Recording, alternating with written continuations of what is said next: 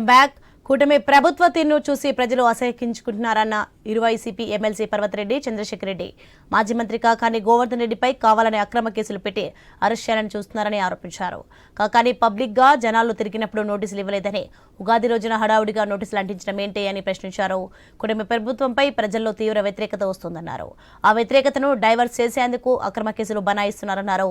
న్యాయస్థానం అంటే తమకు గౌరవం ఉందని అక్రమ కేసులను అడ్డుకుంటామన్నారు ఆయన.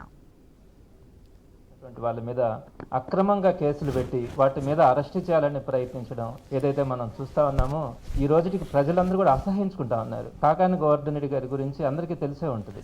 ఆయనకి సంబంధించినటువంటి అక్రమ కేసుల్లో ఈరోజు అరెస్ట్ చేయడానికి చేసే ప్రయత్నం అయితే గోవర్ధన్ రెడ్డి గారు మొదటి నుంచి కూడా ఈ రోజు ఆయన ఏదో రాజకీయాల్లోకి రావడమో, శాసనసభ్యుడు కావాలని ఆశించడమో కాదు. వాళ్ళ నాన్న సుమారుగా 18 సంవత్సరాల పాటు పొదలకూరులో సమితి ప్రెసిడెంట్ గా ఉండడం, ఒక senior most politician family Nellore district లో. అటువంటి ఫ్యామిలీ నుంచి వచ్చి ఒక జిల్లా పరిషత్ చైర్మన్ గా నెల్లూరు జిల్లాలో ఒక జిల్లా పరిషత్ చైర్మన్ అలా పనిచేయొచ్చు, ఇలా సర్వీస్ చేయొచ్చు, ఇంత మంచి పేరు తెచ్చుకోవచ్చు అని నిరూపించినటువంటి వ్యక్తి గోవర్ధన్ రెడ్డి గారు.